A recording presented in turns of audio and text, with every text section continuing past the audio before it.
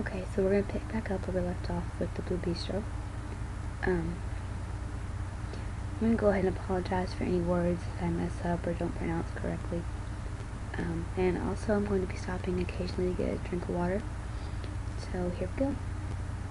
This is part 2 of chapter 1 of the Blue Bistro. Here we go. The Blue Bistro, she said to herself.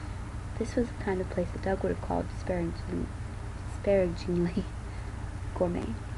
If it wasn't deep fried or residing between 2 pieces of bread, Doug didn't want to eat it. Prison food would suit him just fine. Adrian took a white napkin off her plate and unfolded it on her lap. She lifted the fork. It was heavy, beautifully silver. In the charger, she flipped it over. Emojis. She replaced the plate quickly. This was the restaurant equivalent of checking someone's medicine cabinet. Before she could inspect the pedigree of the stemware, Thatcher was back with 2 glasses of juice. Fresh squeeze, he said. The last of the blood oranges. He set the glasses down, then disappeared again. Adrian eyed her glass. The last of the blood oranges, she whispered. The juice was a fiery pink, of some rare jewel. Was it okay to take a sip before he got back? Adrian listened for noises from the kitchen. It was silent. She took a deep breath. The air smelled like something else now. Toast. Hunger and thirst, she thought. They'd get you every time.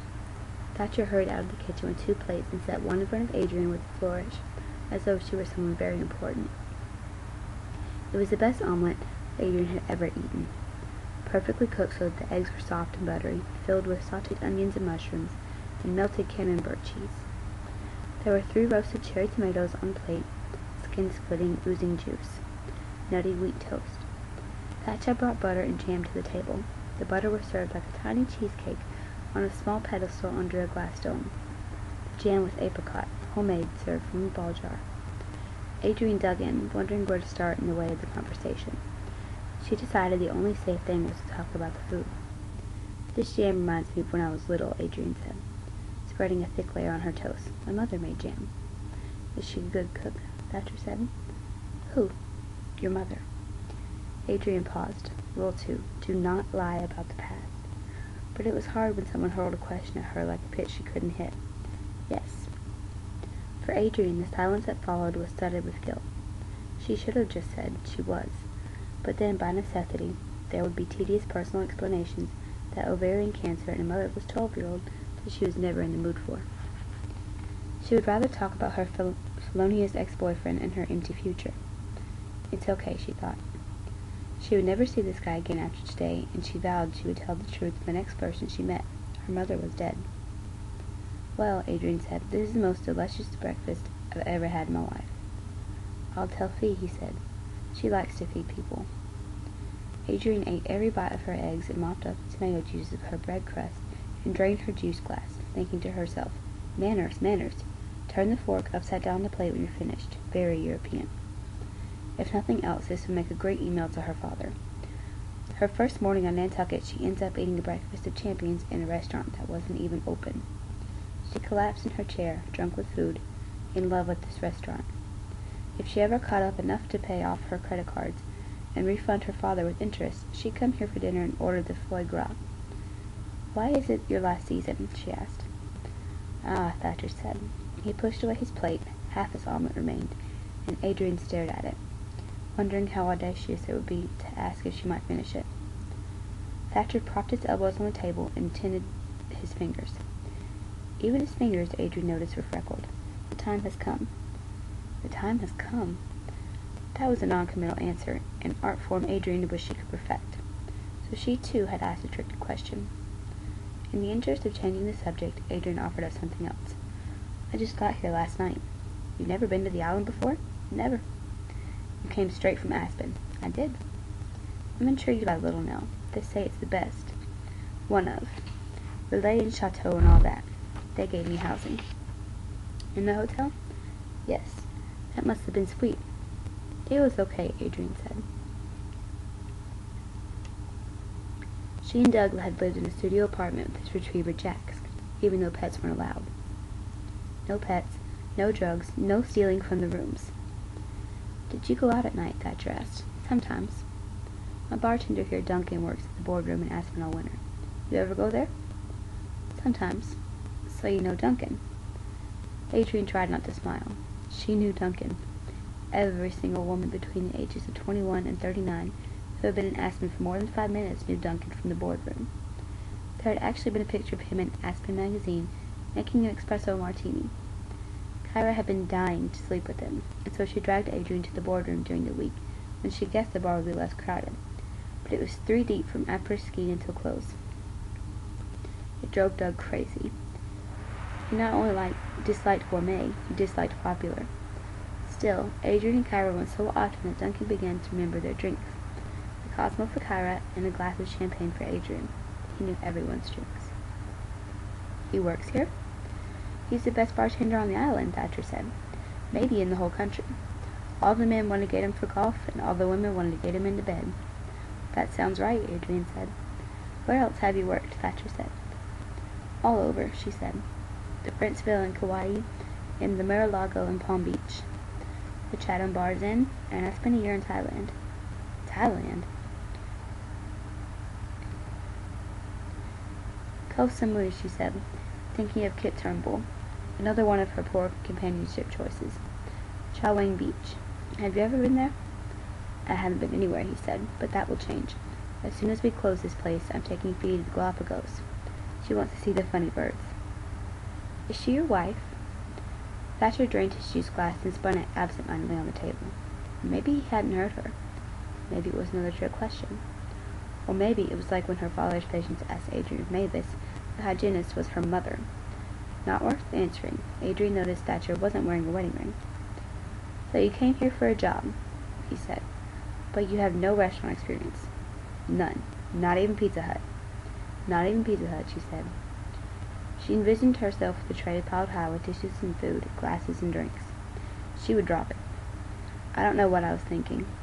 You have been thinking of money, of Rule 1, become self-sufficient. But she didn't belong there. She belonged down the street at the hotel. The hotel front desk was the right place for Adrian. The pay wasn't great, but housing was almost always included. It wasn't loud or messy or hot, and the transience of a hotel suited her. All through high school she worked as a receptionist in her father's dinner offices. 3 offices in 10 years, and now he was somewhere new again, the eastern shore of Maryland. She had attended 2 high schools and 3 colleges. Since her mother died, Adrian's life had been like a hotel. She checked in, stayed for a while, she checked out. I mean, don't get me wrong, this place is lovely and the food is amazing. I'll come back for dinner once I have some money, Thatcher said. Friends, she said. Thatcher poked the uneaten portion of his omelet with his fork. We open next week, he said. We'll be booked solid for 2 sittings every night in July and August. Maybe, on a Monday night in June, you can get a table without a reservation. By 11 o'clock every night, the bar is full, and I have to put someone at the door. I have to hire a bouncer here at a high-end bistro, because there's always a line out in the parking lot. People get in fist fights over cutting in line, like they're in 5th grade. I try to tell people it's just a cocktail. Ditto for dinner reservations. It's just a dinner. Just one night in the landscape of your whole life. But what I have grown to realize is that it's more than just a cocktail and more than just a dinner. They want to be a part of the scene. And how can I deny them that? This place, he swept his arm in a circle, has magic. Adrian might have laughed. She might have thought Thatcher Smith was full of himself. But she had been there for 40 minutes. She had eaten the best breakfast of her life, and now she couldn't even sit up, much less bring herself to leave. You must be good at what you do, Adrian said. Vi is good at what she does, Thatcher said. She's the best. The best, and we got lucky. He pressed his eyes closed for a long second, like he was praying. Then he collected their plates. Fee will want these. I should go, Adrian said. She grabbed the armrest of the wicker chair. She was positively slouching. I have to find something today. Thatcher held up a palm. Wait, please. Please wait. 30 seconds. I have an idea. Will you wait? She didn't have to move just yet. She would wait. Back in 30 seconds. He gathered every dirty dish and utensil from the table, as well as the cake of butter and the jam that had caused Adrian to break Rule 2, and balanced them on an outstretched arm. He vanished into the kitchen. Adrian listened. If he was talking to this Fee person, she wanted to know what he was saying. It was silent except for the sound of the ocean. She closed her eyes. She could hear the ocean, and then Thatcher's voice. This is the most popular restaurant on Nantucket. It has been for 10 years. The food is delicious, and the food is fun. It's a fun place to eat. It is see and be seen. It is laugh and talk and sing in here every night of the summer. The Blue Bistro is what a summer night on this island is all about, okay? He was standing in front of the table. I can tell it's a special place, Adrian said. Really, I can. It just so happens I got a phone call this morning from my assistant manager who spent the winter in Manhattan. He told me he's not coming back, Thatcher said. And so now I have a gaping hole in the front of the house. I need someone to answer the phone, work the book, arrange a seating chart, learn the guests, make everyone feel not just welcome, no, but loved. Keep track of the wait staff, the wine, the request for the piano player. Stroke the VIP tables, birthdays, anniversaries, the whole shebang. I need someone to be me. I need another me.